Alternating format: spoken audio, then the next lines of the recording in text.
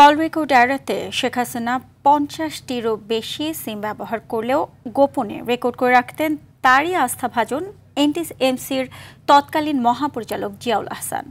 এগুলো এখন ট্রাইব্যুনালের হাতে, তবে বেশিরভাগ আগেই মুছে দেওয়া হয়েছে, যেগুলো উদ্ধারের চেষ্টা চলছে। এদিকে হেলিকপ্টার থেকে গুলি করার প্রমাণ মিলেছে অন্তত ৬টি মৃতদেহ থেকে। বিস্তারিত জিও মাহমুদের রিপোর্টে।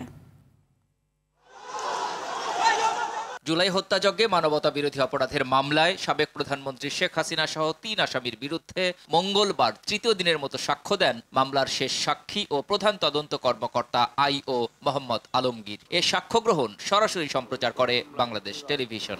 আক্রমণকারী কারা ছিল মূলত? এ সময় ট্রাইব্যুনালে তার জব্দ করা গুরুত্বপূর্ণ নথি, অডিও, ভিডিও সহ বিভিন্ন দালিলিক প্রমাণাদি উপস্থাপন করেন এই তদন্ত কর্মকর্তা। দেন নানা চাঞ্চল্যকর তথ্য। তার লালিত, তার দ্বারা তৈরি করা এবং তার আস্থাভাজন ব্যক্তি, যার নাম আপনারা বললেন, তিনি শেখ হাসিনারও কল রেকর্ড করবেন।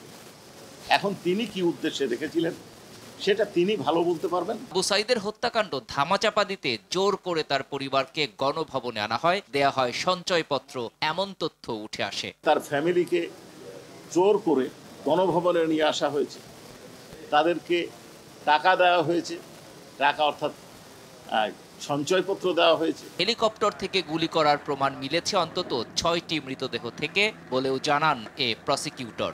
ওপর থেকে নিক্ষেপ করা হয়েছে, অর্থাৎ হেলিকপ্টার থেকে আক্রমণ করা।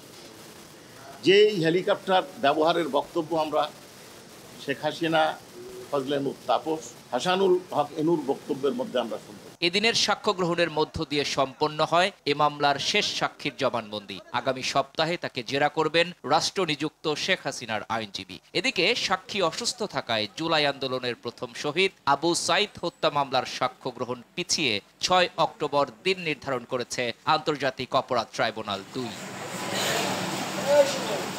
GM Mahmud, RTV, Dhaka.